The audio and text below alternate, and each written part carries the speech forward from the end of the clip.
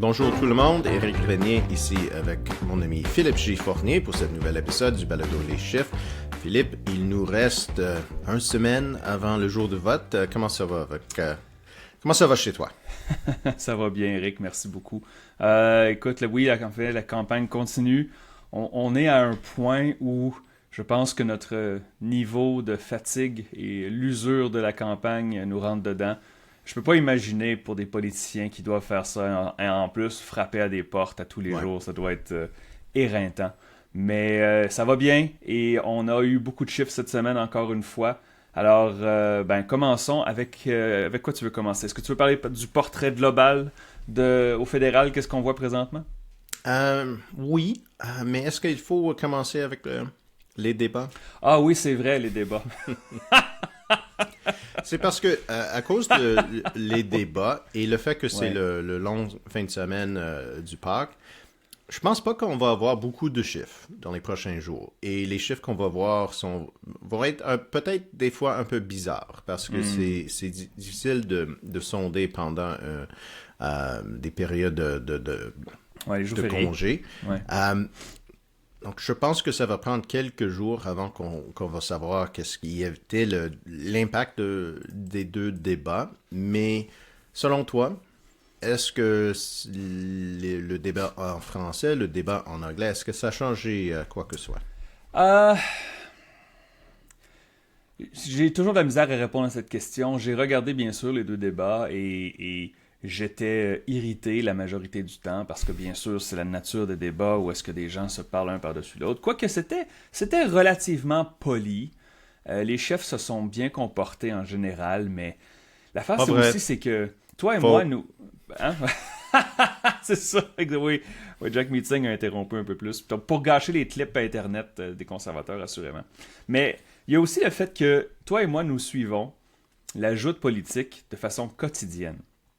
Alors, nous avons déjà entendu toutes ces lignes, toutes ces phrases déjà fabriquées des chefs, à quelques exceptions près, alors que je pense que les débats sont comme un grand rassemblement où justement des gens qui ne suivent pas la politique de façon quotidienne voient les chefs et ensuite jugent leurs impressions. Alors, c'est évident que nous avons des yeux différents du public général, et ça ne veut pas dire que nous avons une bonne interprétation. J'ai déjà eu des impressions genre, oh mon Dieu. Tu sais, je veux dire, l'exemple aux États-Unis, Kamala Harris avait écrasé Donald Trump dans le seul débat télévisé qui avait eu lieu, et pourtant ça ne l'a pas aidé. Alors, quand j'ai regardé les débats, j'essaie de voir s'il y avait des grandes gaffes. Je n'en ai pas vu. M. Carney était bon, sans être excellent. Il n'avait pas besoin d'être excellent. M. Blanchet était le plus confortable. Je le trouvais très confortable en anglais aussi. Donc, est-ce que ça va changer quelque chose? On va attendre les chiffres. J'ai pas l'impression que c'était un point tournant, mais je pourrais avoir tort. Toi, Eric, qu'est-ce que tu en penses? Je suis d'accord. Les deux débats étaient... Je trouvais que c'était des bons débats, mais j'ai pas vu quelque chose qui va changer beaucoup. Ouais. Parce que si on pense aux derniers débats en 2019 et en 2021, où il y avait des changements, en 2019, Yves-François Blanchet, Jack Meeting étaient des nouveaux. Et je pense qu'ils ont impressionné les auditeurs.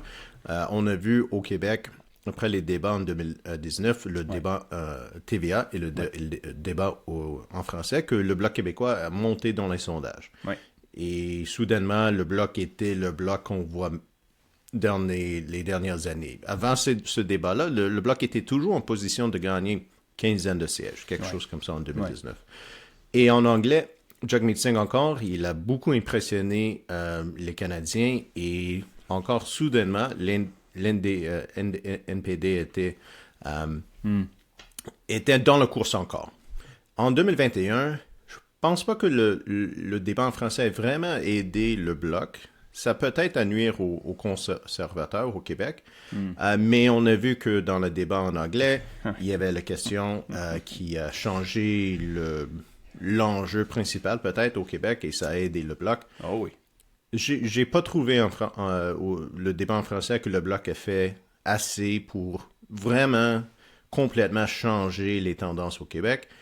Et encore en anglais, trouvais pas que c'était un débat qui va changer beaucoup. On a eu un sondage d'Abacus Data qui indiquait que c'était presque une égalité entre Poilievre et Carney, et à cause du fait que c'est assez proche, serré dans les sondages nationaux entre les libéraux et les conservateurs, ça me dit qu'on ne va pas voir beaucoup de changements.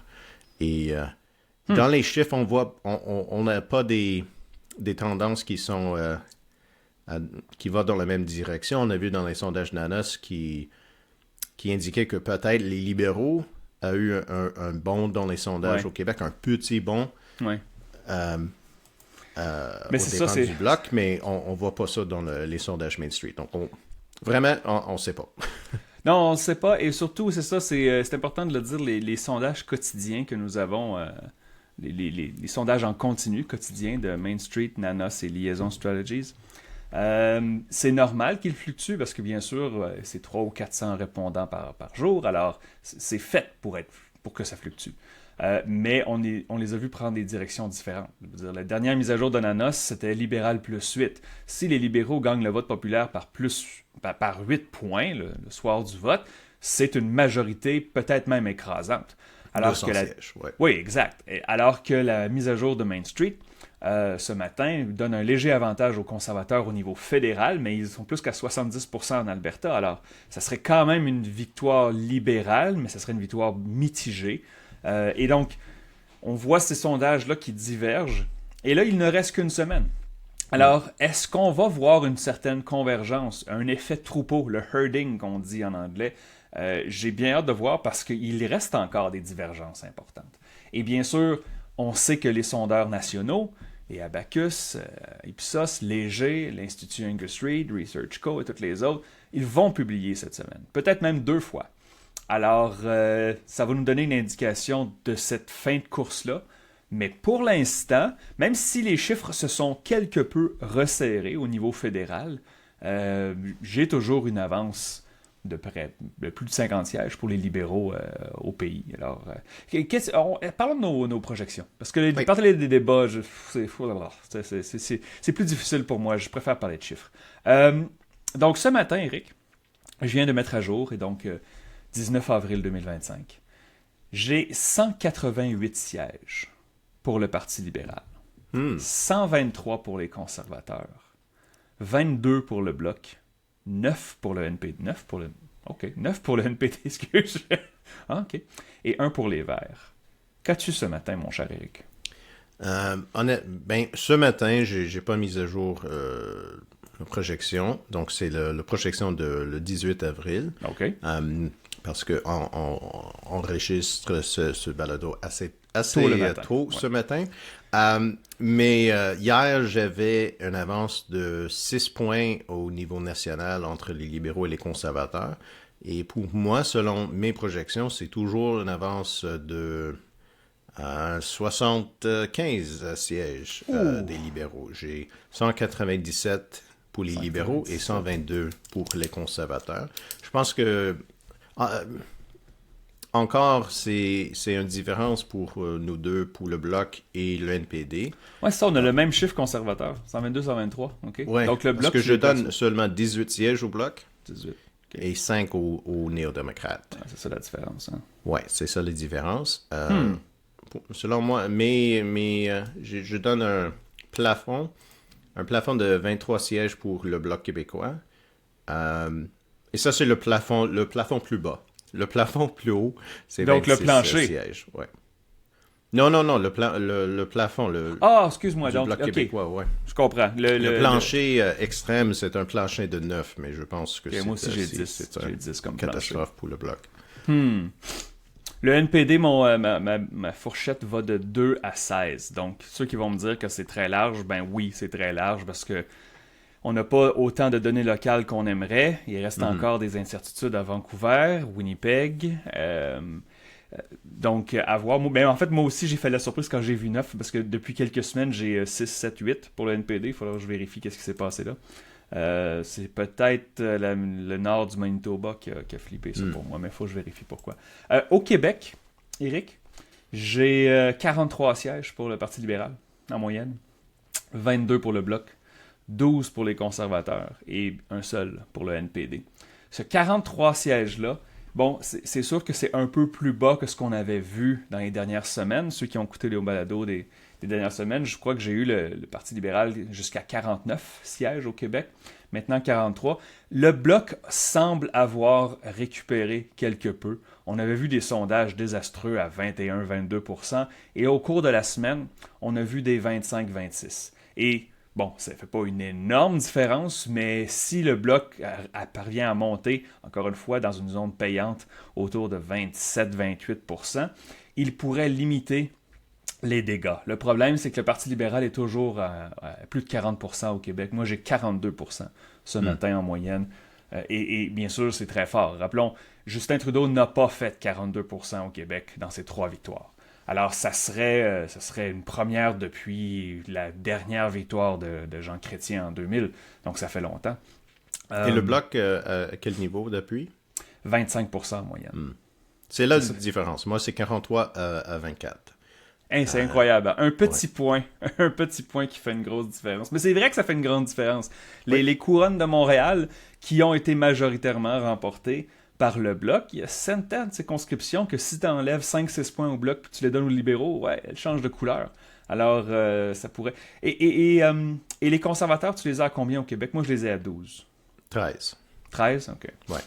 Est-ce c'est toujours dans les mêmes eaux. C'est entre 12 et 14. Est-ce qu'ils sont vraiment dans la course à Jean-Pierre ou non? Ou une chose comme ça. Mais c'est ça la différence. Et c'est pour ça que le débat en français pour Pierre Poilievre n'avait pas beaucoup d'importance parce que l'intervalle pour les conservateurs au Québec, c'est quelques sièges. 2, 3, si ça va bien, il va gagner à 13 à 14. Si ça va mal, ils vont gagner 11 ou 12. Il n'y a pas beaucoup d'effets pour les conservateurs. Ouais. Et c'est peut-être pour ça qu'on a vu qu'il n'y avait pas beaucoup d'attaques contre Yves-François Blanchet de Pierre Poilievre, parce que, oui, ils sont dans la course dans quelques sièges dans le Saguenay-Lac-Saint-Jean et dans la région de la Capitale-Nationale, mais les conservateurs préféraient que le Bloc est à 26, 27, 28% dans les sondages. Parce que ça va coûter une douzaine de sièges aux libéraux. C'est bien sûr, ils ne le diront pas publiquement, mais ils voient les mêmes chiffres que nous. Si le Bloc remonte, ça fait d'abord mal au Parti libéral. Ça, c'est certain. Bien sûr, les conservateurs aimeraient ça garder leurs acquis au Québec, mais plusieurs de leurs sièges devraient être confortables. Et je dis bien devraient parce que on n'a pas eu des chiffres hyper locaux, mais je veux dire, Gérard Deltel ne perdra pas à Québec. Je peux pas imaginer, sa marge était trop grande. Il y a Bernard Généreux dans le bas du fleuve. Il y a plusieurs exemples. Quand on regarde les sièges conservateurs au Québec, c'est un peu l'héritage de l'ère Harper où il y a une base solide de sièges conservateurs. Elle n'est pas grande, cette base, mais elle est quand même là. Et si les conservateurs devaient gagner l'élection, on peut imaginer que la douzaine de députés conservateurs au Québec aurait une place au cabinet, ça c'est certain. Ouais. Donc, je voulais aussi regarder avec toi, j'ai regardé les chiffres Nanos. Les chiffres Nanos placent les libéraux particulièrement haut au Québec et ils le font depuis le début de la campagne. Et là, moi, je regardais ça. Ça, c'est bien sûr, ça a été mis à jour hier, donc du 15 au 17 avril, échantillon de 1224. Au Québec, 48 pour le Parti libéral, 25 pour le Bloc, 19 pour les conservateurs. Donc, vraiment, moi, c'est la mise à jour Nanos tire beaucoup le Parti libéral vers le haut au Québec. On a vu le sondage léger plus tôt cette semaine qui plaçait les libéraux à 40% au Québec. Donc, c'est beaucoup plus... c'est moins extrême, mais il reste que si le plancher du PLC au Québec, c'est 40%, c'est sûr qu'ils vont faire des gains en siège. Mais je regarde ça, ces chiffres-là, puis je fais, est-ce que c'est... Parce que Nanos fait des appels en direct, avec des agents, pas des appels automatisés. Est-ce que cette technique-là va s'avérer meilleure? On sait que, par exemple, Janet Brown en Alberta fait encore des appels en direct, et c'est elle qui généralement, qui a les meilleurs résultats en Alberta. Donc, j'ai bien hâte de voir ça au Québec, parce qu'il y a une énorme différence entre le Parti libéral à 40 ou à 48 au Québec. Donc, à voir. Et on a vu des chiffres assez assez bas pour l'NPD récemment, 4% liaison, 4% nanos. On a vu des chiffres similaires pour Main Street. 4% de nanos, ah oui, ok. Oui, au Québec. Au Québec, ok, excuse-moi, oui, ouais, absolument. ouais. Oui. Et j'ai vu que Yves-François Blanchet, après le débat en anglais, il a visité Yamachiche, en Berthier-Masquinongé. Tiens. Oh non, c'était pas Yves-François Blanchet, excusez-moi, c'était Jagmeet Singh. Jagmeet Singh est allé à Berthier, excusez-moi. Oui, c'est ça. Complètement raté donc, ça. Wow. est-ce que l'NPD pense qu'il y a des chances pour Ruth-Hélène Brosseau dans ce comté-là? Si on voit un montée du bloc, si il retourne le 25, 26, 27%, je pense que peut-être ça va être plus difficile pour Brosseau de gagner. Mais c'est vraiment un vote qui est derrière elle. Je pense pas que c'est un vote qui est derrière l'NPD. Je sais pas si vraiment un visite de Jagmeet Singh va C'est ça que j'allais dire. Et c'est aucune méchanceté, mais on a déjà vu dans le passé, je sais que je l'ai vu au municipal en 2017, des candidats locaux qui se font dire « Alors, le chef va venir te visiter aujourd'hui. » Puis ils sont comme « Non, merci, c'est bon, écoute, je suis débordé, je suis occupé. Non, merci, c'est correct. » Je sais pas si la visite de Jagmeet Singh va vraiment aider Mme Brosseau à Berthier-Masquinongé, mais bon. Ok, j'avais raté ça cette semaine. On a tellement de chiffres. On travaille tellement fort. Ok. Est-ce qu'il y a quelque chose que tu surveilles en particulier, avant qu'on passe aux questions de nos auditeurs, est-ce qu'il y a quelque chose que tu surveilles en particulier au cours de ce long week-end dans les chiffres? Je veux dire, moi, je peux te dire que on voit un petit resserrement en Colombie-Britannique. Et c'est une partie du Canada qui m'inquiète un peu. On sait qu'il y a eu un réalignement à l'élection provinciale en Colombie-Britannique. On a vu le nouveau parti conservateur faire des gains dans les banlieues de Vancouver. On parle entre autres de Surrey. Et si on regarde les chiffres, au fédéral, Surrey avait été libéral mur à mur par des grosses marges. Et c'est le genre de région qui m'inquiète présentement. Je ne sais pas si les chiffres de 2021 sont nécessairement une bonne référence pour ça. Mais il faut travailler avec les données que nous avons, pas les données que nous aimerions avoir, comme l'a dit l'expression. Mais est-ce que tu surveilles une région en particulier, toi, dans les prochains jours? Une région, probablement, c'est toujours l'Ontario, parce que quand je vois un sondage où les conservateurs sont plus proches aux libéraux au niveau national, immédiatement, je regarde c'est quoi les chiffres en Ontario, parce que vraiment ça va faire de la différence. Mais moi, c'est que on voit maintenant qu'il y a deux types de sondages. Il y a les sondages qui mettent l'avance pour les libéraux toujours dans le 5 à 7 points, plus 1, moins 1. Et ces sondages-là indiquent que pas beaucoup a changé. Et des fois, maintenant, on voit des autres sondages avec une avance de 2 points ou une avance pour les conservateurs. Est-ce que ça veut dire que nous sommes dans un course beaucoup plus serré qui était le cas? Ou est-ce qu'il y a une divergence entre les sondages et on va être assez nerveux le soir électoral parce qu'on va avoir deux portraits de la situation. Donc, pour moi, c'est de voir si on va avoir une convergence dans tous les sondages dans les prochains jours. Et comme j'ai dit, je pense que dans les jours qui s'en viennent, ça va être un peu dangereux avec les sondages parce qu'on est dans une période de congé et les gens qui répondent aux sondages pendant une période comme ça, c'est différent que des gens qui répondent aux sondages pendant une semaine. Donc, je sais pas. Mais c'est ça que je suis curieux de voir, si on va voir une convergence ou non. C'est intéressant parce que les sondages qui montrent une course serrée, une égalité statistique, comme tu as dit, 1 ou 2 points d'écart, et d'autres qui montrent 6 points d'écart, par exemple, nous, on offre un portrait qui est à peu près dans le milieu. Ouais. Mais on pourrait avoir tort.